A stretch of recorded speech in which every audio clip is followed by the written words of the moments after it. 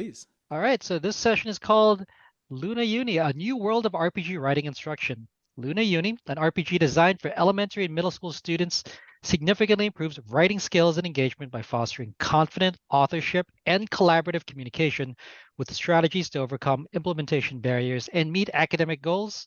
Today, we're joined by Michael Lowe, Rebecca Freeman, and Tom Chartre. So, Michael, take it away. Okay. Hi. This is the quick introduction to who we are and what we do. Um, Dave gave us a lovely read in, but this is a quick sort of CV. We're all educators. Everybody here has had a long time in the classroom. And I've been doing this particular sort of instruction for the last 5 years now. Please, just to be real clear, we would love to chat with you. Becca and Tom have been kind enough to volunteer to be chat monsters. So if you ask anything, they will field it and they will interrupt me, and we will jump in, and we'll definitely save some time at the end so everybody can chat. We love the moment where you guys get to ask questions is really the most important and impactful, because I feel like everyone, when they're presented with new ideas in education, often struggles with context and implementation, and that's where the Q&A really helps. So thank you, Rob or Robert. Um, I find the term gamification kind of silly when it's applied to education, and part of the reason is that school is a game. There are arbitrary points, and there are referees, and there are rewards and punishments, and sadly, the rules change from room to room. And as a result, it's when we talk about gamification, what people are really talking about is they're talking about redesigning the game. The problem with the game of school is it's not designed for players, and that's why players opt out. If a game isn't fun, nobody's going to want to play. That last bit about A&F students know the same secret, that for me is about this, what I think of as the bimodal curve of learning disengagement. The A students say, this is a game and it's arbitrary and I don't understand why I'm playing it, but I'm not going to lose. Those are the kids who will come into your room and say, how do I get an A? And you'll say, what do you want to learn? And they'll look at you and go, how do I get an A? F students, I often joke, tend towards more emotional maturity in my experience. I know that sounds shocking, but hear me out. They've figured out it's a game that's not for them. They've been punished in that game and sort of made to feel bad about themselves many times. And they've made what is, in my opinion, kind of a mature decision. Okay, fine. This is a game I can't avoid playing, but I'm not going to invest my energy in it. I'm going to save my energy and my enthusiasm for the things that matter to me. And those are often, the kid who will do a whole semester worth of work in order to play in a game on the weekend, right? That kid is not foolish. That kid has not seen a win condition in the game that he plays at school, but there's a great win condition on the field, and that's where that kid's determination and energy goes. So when you talk about gamification, you're really talking about, okay, how do we make this a game that kids enjoy playing and want to play, that cultivates academic mastery? So that leads right into why this approach. First thing is that design matters. Thank you. That's Chris Schons, Layla. I don't know if I'm saying your name correctly, and please feel free to correct me if I get it wrong. Chris Schons was the parent of a student who was in my program for years, and we worked together for the art because he really had the vibe for the setting down. So it's a modular system, but it's designed for the classroom. This is not designed for winning and losing. This is not a war game, which is really key. I have been teaching using this approach for 5 years now, and I started developing it for the classroom about 2 years ago. Tom and his teaching partner, Tyler, who both happen to work at the same school, piloted this in the classroom last spring and have been using it all this year. Becca joined us this year running parts of it in her own classroom and experimenting with it, and we're hoping to expand the approach. I did also run a Kickstarter, so this is going to be available in print form. Right now, I'm just giving massive prototypes to people who want to play and learning a lot from all the feedback I'm getting from my teachers. So here are some of the things that I saw online with my students. Huge amounts of academic improvement. This is a game designed to focus on peer recognition. The same experience kids have on the sports field when kids cheer for them. We weirdly engineer the classroom so that the only person who celebrates your grades is either your parent or your teacher. You're never reading your piece aloud and having kids genuinely cheer for you. They might, do this because they have to. Um, it is practical writing. You have a sense of who the audience is and why certain things are necessary to engage and inspire that audience, and that's an audience of peers. It focuses on developing socio-emotional skills, specifically collaboration. But when I say genuine collaboration, what I mean is enthusiastic and excited building of a new thing together, not obligatory for a grade. It creates an accessible portfolio of written work, and it creates a sense of that third play space, which is owned and operated by the students themselves, not by you. So let's talk results. Oh, and I love this one. This is when they're coming back from Luna Uni. There's a long plot arc in the game for kids. So this was spring of 2023. This median and mean growth, they are on the rubric. It has 4 columns. These are 1 through 4 rating. They took an initial benchmark, and then by the end of the spring session, which was 3 months, yeah, Tom? Yes. Yeah, they had 37.5% growth, but if you look at the actual raw scores, it was 100% growth. They doubled their scores overall and also individually in the different categories. So the growth was an average of 5.8 scores, 5.8 points, which is, more than double the 5.6 they started with. This year, similar gains. Again, really impressive, more than doubling the score, raising on the rubric by 34 and 34%. For me, this is like, granted, I will say Tom and Tyler may be the worst possible playtesters because they're really good teachers. If I could find some people who are just awful at their jobs and this worked for them, it would probably tell me something more important about the system and the approach. But this is really reliable. Here's some of what the kids said about the approach. This was in the spring of last year. It has to do with confidence, whether they enjoyed the approach. And this was with Tyler and Tom. Funny fact. I didn't know this. I knew they were gamers, but found out after they had run their first live RPG session for 20 fifth graders that neither one of them had played or even run or played a role-playing game in their lives. So this was their very first role-playing game with 20 fifth graders, and they absolutely aced it. These are some of the things parents said, because these are parents were very excited about it. A lot of really positive feedback. This is some of what the parents said at home. They heard about Luna Uni from their kids. They heard kids talking about writing, excited about writing, which is not something a lot of them were used to seeing. And so there's a lot here in parental feedback. And then here's some of the stuff that Tom and Tyler initially said. And they can, Tom can speak to this. Tyler isn't with us today because he's at middle school graduation for his kids. He was like, I'm so sorry, I can't make it. I was like, it's okay, dude. Like, go to the graduation. But I'd say some of the highlights, I don't know. I think if I had to bullet point them, I'd say they had huge gains for kids with IEPs and 504s, in addition to having kids at the top of the room really excited and deeply engaged, and also really celebrated for becoming impressive writers, which is something that a lot of kids who, do have high academic skills don't get that recognition. So there was a boost effect for both ends of the curve of kids in terms of skill level. And if I could just speak to that real quick, Michael, please if it's jump okay. in, dude. No, please. I started the year with a student in my classroom with an individual plan who cried when it was writing time. Yeah. Writing was absolutely the thing that he did not feel comfortable with for many, many reasons. And in January, when we started this approach in our classrooms, by the time February hit, he would come in and look at the board, see what the schedule said, realize it was writing time, and go, yes, and then be so excited about it. Michael has said before, when we've done some of these things together, asking 10-year-olds to do personal narratives when they have trouble keeping a book in their locker is an interesting approach to writing. And so to say it nicely. And so this is, I can say it rudely if you want. I won't cuss, but No, I that's all right. the emotion This approach is great.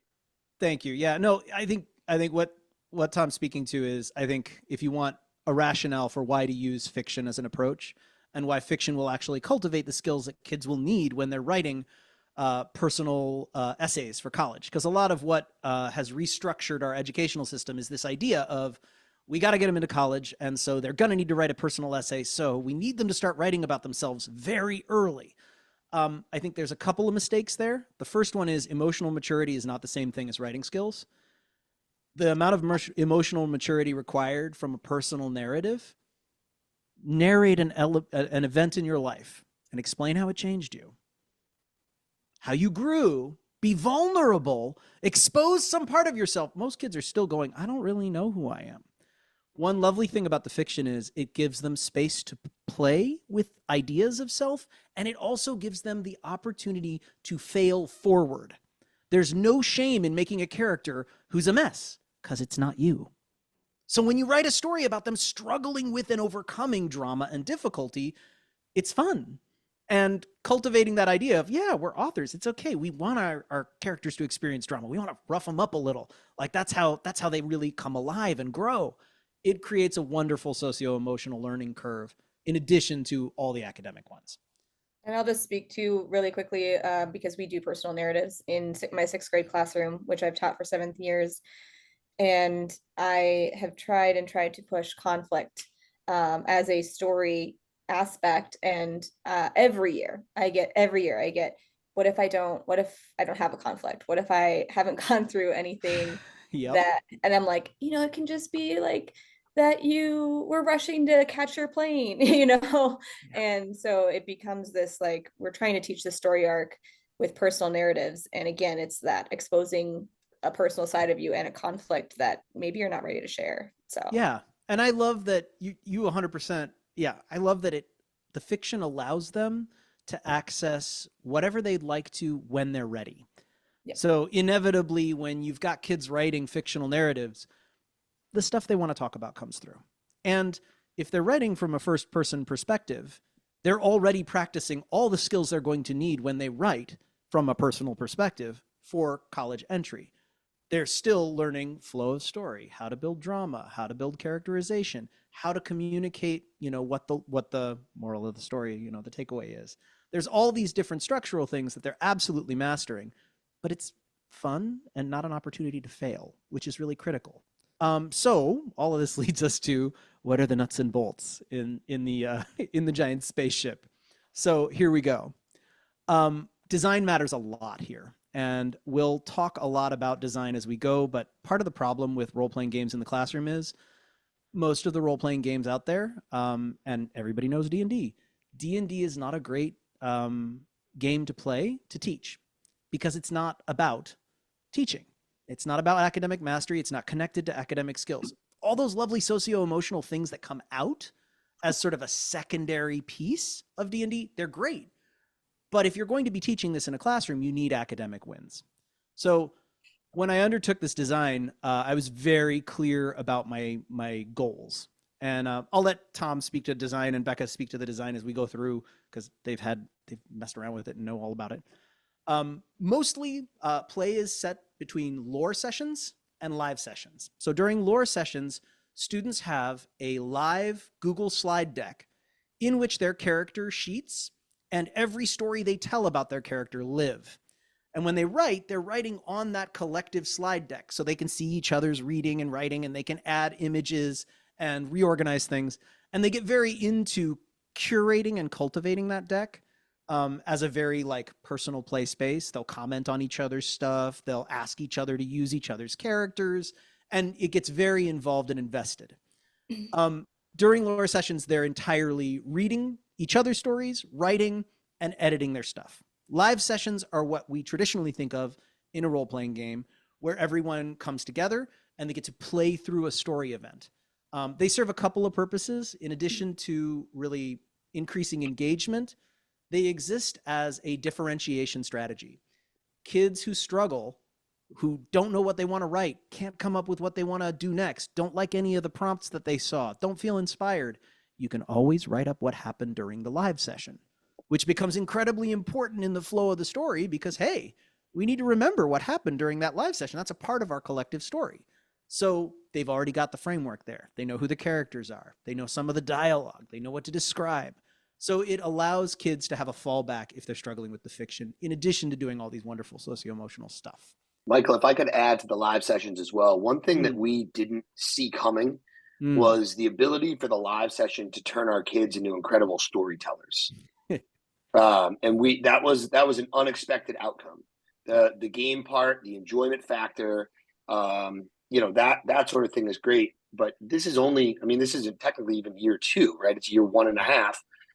And what we've noticed is kids' comfortability with not getting it right and just making a good story and understanding what it means to make a good story is something that we didn't see coming. And they are really, really understanding storytelling now. And that's an awesome extra, I guess, to all of it. I think a piece of that, I used to always talk to my high schoolers, taught in high school for 20 years, was I always used to say, think about how many years you've spent talking and listening and telling stories. Okay, how many years have you spent actually writing and reading? There's a reason that everyone is much better at telling stories verbally than they are at writing them down. And that is that we all learn by using the verbal first. And then we learn to code that into the written language. And then we have to learn how to decode that and turn it back into verbal speech in our heads. And that process is really complicated and takes a lot of mastery. And whenever possible, using that verbal angle, it's huge. Plus, you got to think about the kind of stories they're telling and retelling. Dude, my kid can give you a summary of every one of his favorite cartoons. Like large arc and also like individual episodes that were the perfect episodes. Like just ask him about Centaur World and get ready because he'll sing some of the songs. That's what he's been practicing. Not, let me tell you what happened today. And in fact, if you ask your kid, what happened in school today, you already know how good they are at telling personal narratives and why they don't like them. They're not very comfortable, even with your parents who you trust. So, let's keep going.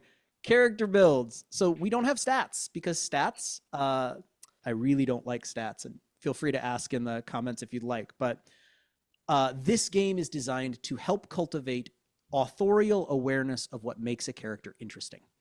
So instead of numbers, which ask you to think mathematically and also to rank people in comparison to one another, we have lines. And the lines are the things that make a character compelling. Their drive. Why do they get up in the morning? What do they want out of life? Their downfall. What do they struggle with? What's tough for them? A skill or a power, something that they're good at that they use to solve problems. Gear, if it's gear, it better be something important to who they are. You don't talk about whether Frodo has rope in his pack, but you do talk about when he's carrying around the One Ring. That's story importance. So that matters. Bonds are great. We always cultivate. There's a big list of all of these that the kids can grab from and put in. But bonds are not, a name. It's always a sentence starter. Always messing with. Secretly crushing on. Has heard stories about. Looks up to, looks out for, looks down on. And of course, these types of bonds get them to think, okay, when I'm in this situation, how is my character going to act and react? So what am I going to do if this character's in the scene? Oh, I look down on them. I'm going to say something sneery. I'm going to, whatever it is, right? And kids get really excited when NPCs come in because they'll be like, ooh, I need to save up for a bond with that guy because I hate him. And I want that to motivate me the next time we get into a live. So there is a mechanical element to this. When you make a move, when they're in the live session, they can explain what they want their character to do. And they'll say, okay, I'm going to, in the endless library, I'm going to jump on the different shelves to get to this place. And I've got my gear, which is my jump boots. And my buddy, who's my bestie, is helping me by using his special sticky spider web. So that's another, because my bond, that gives me 2 dice, and you can get up to 3 dice maximum. When you roll the dice, it's 6-sided dice. And when you roll, the high roll determines what happens. A 6 is a triumph. You can even get multiple 6s for multiple triumphs. A 4 to 5 is a triumph, but with a trouble, and you get to narrate what the trouble is. And then a 1 to 3 is just a failure with a trouble. And you can see over here hearts. The hearts, you only ever have 3 hearts, and they represent narrative beats. And what that means is if you lose a heart, that's a trouble you can get. It doesn't mean you were punched or hurt. It might mean you were embarrassed or you just feel tired or, any one of these things. And the reason you can't get more is in a story, a character can really only suffer so many setbacks before your reader's going to disengage because they're not getting any wins, right? You need to beat that character up a little, but then you need them to have a moment to regain. They need to be encouraged by a friend or have a chance to rest or have a good meal. Just to Tolkien again, they need to, show up at Beorn's and have some honey and whatnot. So yeah, and what Tom was saying, I'll let him tackle this because this is 100% what they've been doing. Yeah, the all of those things, all those lines really helped our kids to see characters and stories a different way. And I was just chatting with Rob in the chat there. We read Amari and the Night Brothers. Anybody who likes children's literature, it's a phenomenal book, and our kids absolutely loved it. And just about the time that we were starting Amari was the time that we had gotten into Luna Uni pretty heavily. And without even missing a beat, we had prepared one of these sheets, these character analysis sheets. And every time we met a character, we would write their name and we would start to search for their drive, their downfall, their bond, and whatever else we could. That's not a part of our standards. It just came up naturally because we had already written these lines for our characters. And so to find Amari's drive was amazing. And kids were like, oh, it's to find her brother. And so my favorite part of all of this is we're about halfway through and a kid raises his hand and says, I think Amari's drive has changed, and just recognizes fully that because of the book and the direction the book is going, that her drive may have at this point in time changed. And it was awesome to see. And it really just came from writing our own lines. And then in every live session, using our lines to move the story forward. Kids were able to recognize all of these things in stories the way we've never seen. Yeah. And, it's funny. I wanted to jump on that. It's also, if you look at this is a skeleton for a character literary analysis essay. Literally, the line itself is the claim. Amari's drive is to. The quote is the evidence and the explanation of why that quote shows that her drive is, or that her drive has changed. That's your analysis, which is an incredibly high level skill. And honestly, I don't know, we had this joke in my old English department that, analysis is everything. Everything we're doing is analysis. If you want to know what you're teaching kids how to be analytical, always. How do you figure things out? How do you break them down and figure out how they operate? And analysis is the highest level skill, right? If you're able to explain, here's how this author is creating this character and shifting them to engage the audience.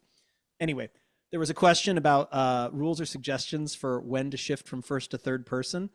I have a mini thing that I do with kids, which is first person is great for creating a very powerful identity and connection with your reader, between the reader and the speaker.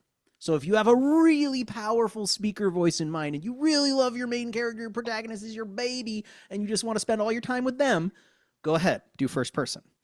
Third person, which they almost none of them have any experience with, which I think is an absolute shame because I think it's absolutely brilliant once kids make the shift, and we always make the shift. My answer is, how many characters do you fall in love with? And kids get raised on anime, and I think anime is wonderful for storytelling encouragement. I use a lot of anime examples when I'm teaching. Anime has understood, a lot of anime, they're caste-based, right? You have 4 million characters. Even the villains are characters who you fall in love with, and they often do, heel face turns and become heroes at some point, right? So if you're third person, I always point this out to kids, you can jump into different characters' heads. And we'll talk about different books which do this. And we'll often use it as an example. We'll do Harry Potter. We're like, we got a strong narrator there, but there's a lot of jumping between heads. And that improves the book immensely because it means you can have scenes between villains. You can have scenes where there are kids doing nefarious things that the main characters don't know about, but now the reader's in the know. So it allows for this wonderful element of flexibility, but you never get that in short story writing. This only works if you do a long-term collaborative plot line where kids have a reason to build these other characters and these other plot lines out. Sorry, I went deep on that one. I'm very nerdy about that. Yeah, no, thank you for the question. So crew moves. This is a big thing with, how to deal with large groups is a big question, right? In Luna Uni, the kids get split into crews, 4 to 5 kids per crew. And there's a couple different ways, and we try to make I've tried to make this flexible because different teachers are going to want to respond to their students differently. Ultimately, everybody's the pro with their own kids. So there's not one way to do it. There's a host. And the question is answered by split them into crews. And then there's a couple ways to do it. You can have crew moves where each crew will decide, okay, we're going to do this to help with this big problem that's going on. And we're going to use one line from them and one line from me and one line from them, and then they'll roll together. There's also fishbowl, where you have one crew who's active, who's kind of sitting in the middle, and the rest of the kids are sort of, kibitzing, sometimes playing external characters. Tom has a great story about how they built a janitor named Twinkles who became canon because some kid was like, I want the janitor to be Twinkles. And then, immediately you had kids coming up with lines. A lot of the time, kids who, and I think this is really important, there's a lot of introverted kids, and our school system is not set up to treat them with any respect, which is a shame.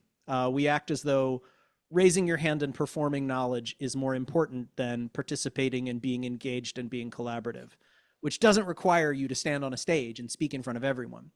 So in live sessions, it's interesting. A lot of kids who otherwise might be afraid to engage, they have other ways to do it. They can leverage their line and roll with other kids. They can come up with can we add this person to the live session when they're not in the middle, because the pressure's not on them. They're allowed to play with the story elements when they're on the outside of the fishbowl. So that's a rough sketch of how we do lives. Do you all want to add anything there before I click? I will just say, so I didn't have the ability to pilot this as a curriculum unit. Instead, I approached my principal and said it won't affect any of my other instruction, yada yada. I want to just try this whenever I have time. And so that approach, I will say, was really tough. This is something that I feel works a million times better as something that you build your curriculum with, and everything is built in and included in it. Some kids still had a great time, like bar none. I still had kids asking me every single week, every Tuesday. I called it TTRPG Tuesdays. And so, that would either be our writing day or our live day. And I did writing once a week for Luna Uni specifically. Obviously, we did other writing too. And then once a week could be our lives. And while that was great, and I loved that the kids came in and asked that, like, it just warmed my heart so much. As teachers, we all know, as educators, we all know things get busy, whether that's breaks, whether that's testing, whether that's kids being absent, whether that's, just a plethora of reasons. And so having that consistency is key. It ended up kind of getting pushed to the side because whenever we had things that came up, because it wasn't the required curriculum. And so going forward, I'm going to be hopefully next year doing this more as its own, unified instructive That's awesome. So. I wish Tyler were here too, because I think one of the things that we've been learning about this approach, and I'll talk about this in the takeaways, is that it's really about how its implementation is everything. And so example, Tyler has figured out how to incorporate everything in his class into Luna Uni.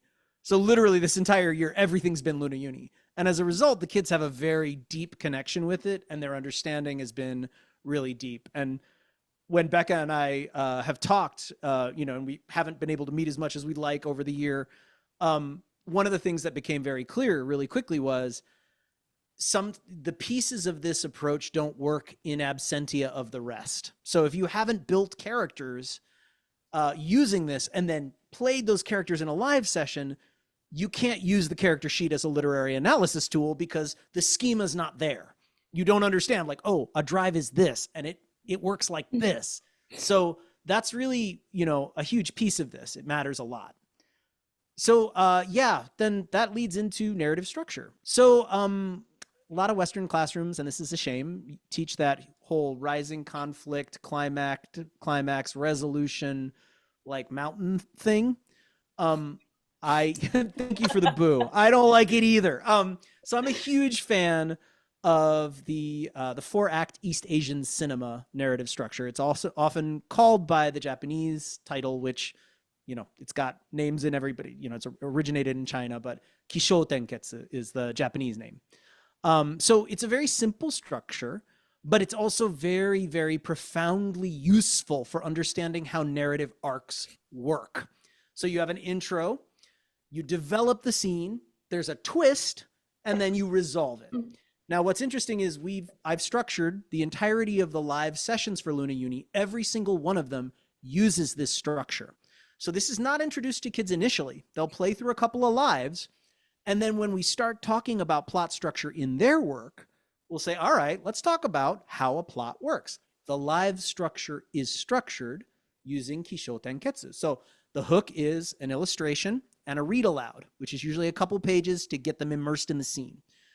The second section is explore the scene. It's a series of questions that you can ask the students to solicit them to help generate, because this is a very collaborative approach. This is not, I tell you what happens and then you react. This is, let's decide how we're going to build this scene. And it'll have also little suggestions for the teller, the person who's running the game, for things they can describe to intensify or ramp drama. The twist is the move. This is when things go wrong or things are crazy or interesting or zany, and you need to do something about it. So this is when the dice hit the table, and that's the drama, right? That's the moment of, because, are we going to make it there? And we can talk also about drama clocks, which is a way to artificially inflate drama and make roles way more high stakes, which has been hugely, hugely successful and is a great tool for making things collaborative and also making them very dramatic. And then resolution, what happens? And that's a list of triumphs and troubles that says, all right, whatever you get, here's some things that might happen that are good, and here are some things that happen that might up the drama. And letting the kids negotiate, okay, which of these makes sense? Which of these would be fun for us as a bunch of storytellers? Anybody want to add anything here before I go? Next slide. Yeah, the only thing I would say to that, the only thing I would say to that is, after a year now of experience, we've been running this for a full school year. We ran a live session last week, and the kids were fantastic at defining their own triumphs and troubles. And that was something that I didn't see when we had only run it for that 3 months last year. Yeah. And so it was really fun to say to them, like, what do you want for the trouble? And they would come up with some pretty cool ideas. Yeah. And then again, to go back to that storytelling, it becomes their story. Yeah. And they really, really enjoyed that. Yeah. And I was just going to say too, so the way that I structured my live sessions at the beginning of the year, I was doing this with some honors 8th graders. Mm-hmm. And the way I structured it at the beginning was, well, I was thinking, oh, they're super independent. Like, they're, already going to know how to do all of this stuff. They don't. Yeah. So absolutely not. Yeah. Building we built our characters, and, and we went through a lot of this stuff, but I sent them kind of too fast, too soon into these smaller groups to do their own sessions. And they were like, what are we supposed to be doing? We're not really sure. So then I say we, but I reeled it back with my instructional coach and Michael's help. I reeled it back into a fishbowl session. And man, I loved this part that Tom's talking about. So they were already pretty good about coming up with triumphs and troubles on their own. And so we would open it up to the outside and just say, like, what do you think would be cool? And then the inside group kind of had the final say. And so things that happened were just like, there were just things that happened that that I would never have been able to come up with. Yep. When I got to Luna Uni, they created a whole sports system, sport game that they came up with rules. They were on hoverboards, you know, and it was fantastic. And then that got some of my athletes more invested in the writing. So the kids know what the kids like, Yes. you know? And as much as we try as educators to be in the know, we can't be in the know. We can't Yep. know exactly what kids are interested in. But I saw individually all of their interests come through in their writing in some way, which was just phenomenal without it being narrative. Man, you just make it like, I don't know. That just makes me, I have a huge, we all love what we own. I mean, if you think of anybody who's really proud of something that they understand or have learned or a skill, it's always something they feel they have unique ownership of. They're like, I figured this project, I did this research project, I built this thing by myself, I did it, it's mine. And I think one huge piece of this is a collaborative storytelling approach that encourages kids to think both as, and this is another difference from many traditional RPGs, both as their avatar, their character, but also as authors, and step outside of the moment in the story and say, okay, so what do we want to have happen here? What would be fun for the story? Like, this might be awful for my character, but would it be cool if it happened long term? Do we want to see it? And, you know, it encourages kids to think about stories as narrative play, not as an opportunity to succeed or fail, which is, again, part of the reason the game of school is broken. We make it an opportunity to fail, but we don't create a lot of opportunities to fail and have it feel fun and exciting and to look at it as a wonderful opportunity to do a different thing next time. So I love that element. And then Michael, just one quick question from Please. Robert. We had, I didn't see it. It's okay. Discussing hearts, what happens to a student's player if they lose all 3 hearts? So yeah, they're out, and this is again an opportunity to narrate. What does that mean? I think one of my favorites, Luna Uni, is one setting of about 12 different base settings that I use in my personal work. And then I'm going to be like opening up to people as we lock Luna Uni down and get that approach better. I'll create more supporting materials for the other settings, because right now I can run them in my sleep, but that doesn't mean that somebody else could pick them up and work with them. So I haven't released them yet. But example, transdimensional high, which is also on the Stories podcast, has a bunch of these. So Luna Uni has an entire arc on the podcast that kids can listen to that it's playing through the game. So it sort of models for them how to do that give and take of triumphs and troubles, how to collaborate on outcomes. And it also gives them some fun lore that like loops them back into the world. But one key thing there is this idea of when you're out, what does it mean? And one of my favorites is transdimensional high is another setting that I have, which is a fantasy high school setting. And we had a kid who lost all her hearts right when she was going into PE class, powers education, just to be clear. And the question was like, why? And we ended up deciding she didn't have her gym clothes, and she got sent back to the locker room and just had a breakdown. And she ended up crying in the locker room by herself. And one of the other monster teens went back into the room to give her a hug and like encourage her, comfort her. And as a result, those two kids were immediately like besties. After that session, they were best friends. And they both, you know, went and wrote really hard backstory. They wrote stories about how their characters became better friends between that session and the next. And so they could get the story points to buy bonds with each other's characters. And then, you know, in every live session, they were, you know, doing things together and always combo moving everything. So those are looked at as narrative opportunities. When you're out, it's a narrative opportunity to take a beat and rest. Also, as you lose hearts, you lose access to dice pool. So if you have 3 hearts, you can roll 3 dice. If you have 2 hearts, you can only roll 2 dice max. If you have 1 heart, oh wow, there you go, balloons.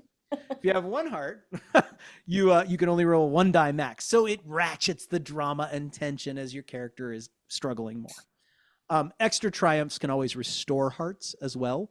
So if somebody gets an extra triumph, they can be like, I want to use my extra triumph to help so-and-so and give them a heart back. I'm like, how are you going to restore that heart? They'll be like, I'm going to tell them how great their hair looks. You know, the kids will all be like, yeah. And like, that's a moment. So, what was I going to say next? Here we go. So this is really key. I've talked a little bit about it, story points. So after every time that a kid shares a story, they can read it out loud. They can ask for somebody else to read it if they're uncomfortable. Everyone claps like crazy, and this is very physical. We'll say, ready, everybody hands in the air, ready, set, clap. And then you have to clap as mad as you can. It's about 8 seconds long. It's great because it's a wonderful, it's energizing. Kids get into it. And I'm like, if your hands don't hurt at the end, you're doing it wrong. 2 minutes till questions. Great. Thank you. And then the kid themselves decides on how many story points they get. Now, this is an absolutely subjective thing. 1 point is, you just bailed this week. 2 points is, it's weak. 3 points is, it's a story. 4 points is, it's a good story. 5 points is, this is a huge level up for me. It's entirely personal. This creates a wonderful opportunity for kids to, first off, self-assess, and second off, get encouraged. Because universally, you'll have some kid read their story and they'll be like, 2. And all the kids in the room will be like, 4, what the heck's wrong? No, like, and that gives you as a teacher the opportunity to say, well, here's some of the things I saw you doing. And like, did you not tell a story? You had a beginning, middle, and end. Did you build a little character? Okay. So I don't see how that's under a 3, and then you get to ask questions like, did you push yourself? And then there's this little bit of differentiation, which is, this is the challenge point. So the challenge point gives you this other ability, which is to differentiate for grammar or any boring thing that you hate teaching that a kid desperately needs to learn how to do. So you have a kid who gave you a text wall. This gives you the opportunity to say, okay, look, when you see a text wall, what do you think? And the kid goes, oh, I bail. I'm like, yeah, your reader will too. So cut it into paragraph bites. And you show them how to use tab, and you show them how to do the return to get the tab. And then you say, all right, next time, if you submit a story and we read it and it's got paragraphs, bonus point. Kids will turn themselves into pretzels for extra credit, and they won't stoop, they won't bend over to pick up basic credit if it's on the floor.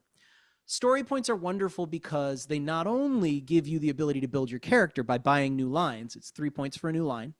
It's 5 points for a special, which lets you raise the category of a role in a dramatic moment. But it also allows them to do social boosts. Kids with giant piles, they can pay 2 points for a reroll. So if another character is struggling in a live session and they blow the roll, and this kid doesn't have any story points at all because they haven't written anything, the kid with lots of points will be like, here, dude, take a couple of story points. The kid gets the reroll, and then the kid who didn't do any writing gets the positive, pure attention of making the roll. Everybody cheers. And then they go, oh, crap, I owe you money. Like, I got to get you back with the story points. And instead of feeling salty about it, oh, you helped me out. I see you're looking down on me because you write better stories than me. They're instead like, wow, dude, thanks for saving my bacon and giving me the opportunity to look awesome when I made that roll in the live session. I got you. And they'll write their butts off for next session. Tom, you looked like you had a thing.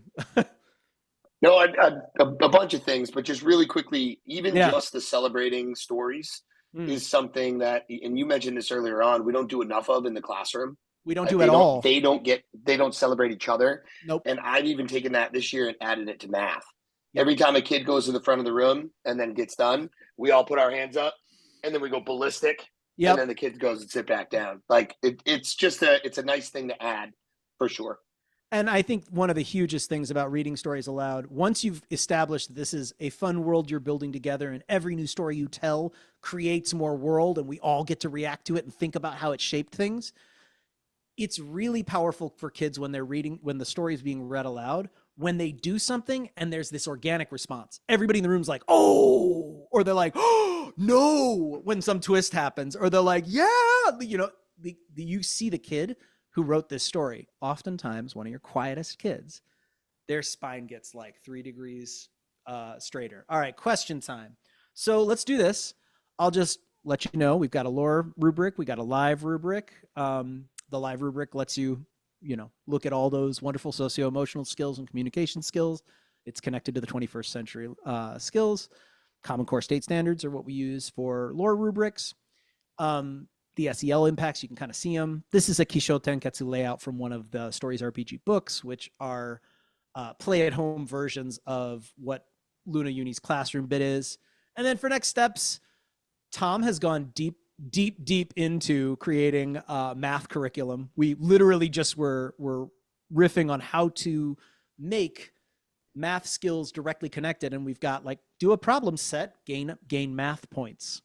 And those points, you can spend them on your character the same way you would anything else. And the nice thing here is you don't have to spend them on your character. You can create multiple characters, so you can get them spending on like, a whole cadre, right? These are some of our takeaways. So one huge piece of this is if you're not having fun as a teacher, you're going to be bad at your job. If your students aren't having fun in your classroom, they won't learn. I've had sort of the boneheaded question in almost every, I don't feel like it's boneheaded. I don't want to be unfair to the teachers who ask this. They will say, what about, how do you know they're learning? And I'm like, listen, if they're not having fun, you already know they won't. And, everybody in the room who's taught it all is like, oh, that's true though. The second piece is mechanics matter. You can't just take any role-playing game and shoehorn it into curriculum. It doesn't work like that. Context matters. Time, scheduling, and curriculum constraints are huge. You have to be able to work around them and within them. Implementation is key. You need community, you need support, and teaching skills, of course, underpin everything. You can't take this and give it to somebody who hasn't developed as a teacher and expect them to master it, although it will give them a pathway to mastery. And then there's schema shifts. Trad learning mindset is, fun is not important. Learning is. The D&D schema is, you roll to win, not you roll to find out and get inspired. And I've run into both of those from different teachers. So here are some next steps. We're going to, the Kickstarter was last year. We're still finishing the text because I'm learning from my teachers all the things they need for support. If you would like to teach with this, I am 100% down to share this with you and coach you. I ask for numbers in return. If anybody out there has giant piles of money for research, we'd love that because I had a wonderful research institute offer, and I just didn't have $200,000 lying around in a big pile to give them to finish the impact study. If we had that, we would be able to support this for districts. So here is stuff that you can find us with, and here's a question. Are there any explicit ties to things like Common Core standards or other similar mechanisms? Yes. I will scroll back up to the lore. There are, 5 different Common Core standards that we are directly linked to and that we assess for, and that give you very clear outcomes. And it also hits a bunch of others that we are enumerating in each of the lesson plans. So yes, absolutely. Oh, dude, yeah, go ahead and say the thing if you want to, Tom. And please keep asking questions in the chat. We'll keep answering things if you keep asking us. We're shameless. So last year when I ran Luna Uni, I was a 5th grade teacher at an elementary school, and this year South Portland moved towards my town that I work in, moved towards a 5-8 middle school model. So I became overnight a math and science only teacher. And felt really, really pigeonholed as a math and science teacher about what I was able to do when it came to what we call humanities. So reading, writing, social studies.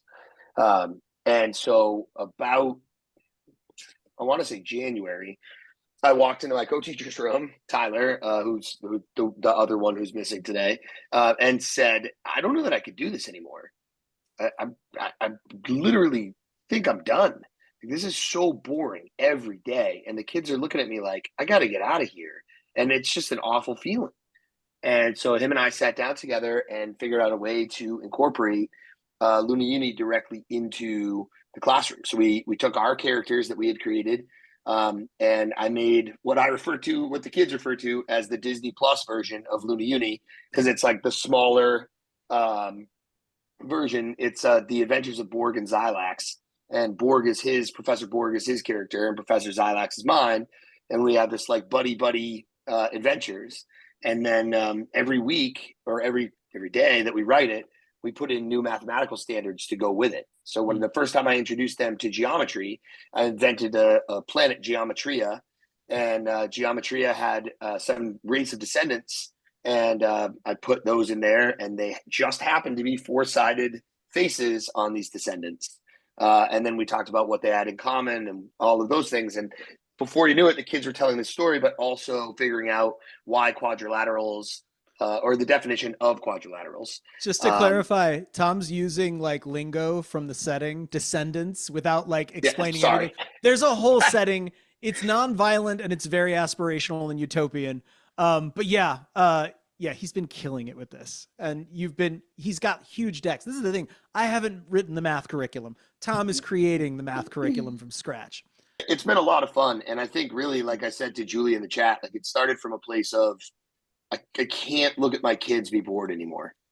And the canned, everybody feels that with canned curriculum stuff.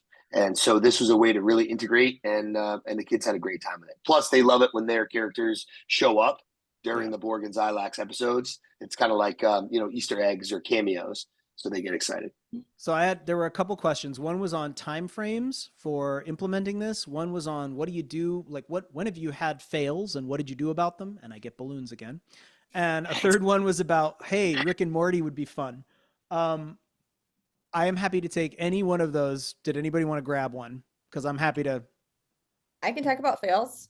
Please go. Yeah. So like I said earlier, I tried to implement this as more of like an extra addendum to our regular curriculum, which all in all, I've talked to Michael about this. I've talked to Tom about this, wasn't the best way to implement.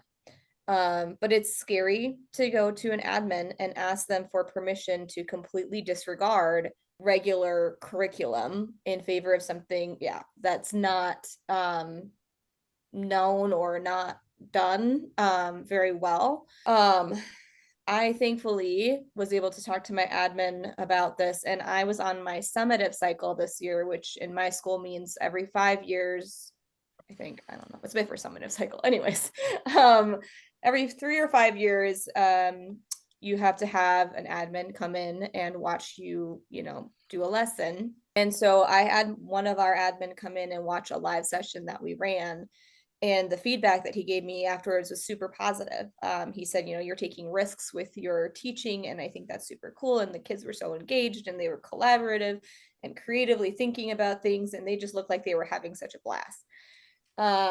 So like ultimately, even though I had some fails, I had community, I had people who I could go to at my school as well as Michael. I had my coach, my teacher instructional coach, who worked with me a lot, especially after my first session was like a little bit chaotic and disorganized. He and I like really brainstormed ways to bring it back to the center kind of model. And so I think just for me, reflecting on the things that didn't go well, I mean, we all know that as educators, reflection is the key to becoming better. And if you're not reflecting, then you're not becoming better. So whenever I would fail, I would either go to Michael, or I would go to my coach, or I would, I didn't really go to my admin because it was just one, but I would go to my coach, or I would go to Michael, or I'd go to the Discord community, and I would just say, hey, this is what's going on. And then I dropped off a little bit, but at the beginning I was doing a lot better of that. And then just taking some of those suggestions and really just not being afraid to try new things, and then also getting feedback from the kids. And that's where I knew if something was successful or not. Like we would have reflections after each live, and I would ask them what they thought that went well, what was difficult to understand, is suggestions for improvement and things like that. And we ended up kind of having a, for lack of a better term, come to Jesus moment in March, right before spring break, where we kind of took everything that we had been doing and turned it on its head. And I got their opinions on different things. I said, do you want to skip forward in the scenes? Do you want to choose different crews? So getting the kids involved in making those changes is also super instrumental to get them to, love it. So yeah, I think that honesty about what worked and what didn't, I love doing that with students. We'll be like, okay, what didn't go right there? How do we want to do this? Like, what would you guys like? This is very key. This is an approach where you teach with students. And that's part of the thing that requires a real leap of faith from instructors. You have to be willing to trust your students. You have to be willing to give them agency and ownership. You have to listen to their feedback and say, okay, how can we fix that? What would you like to do?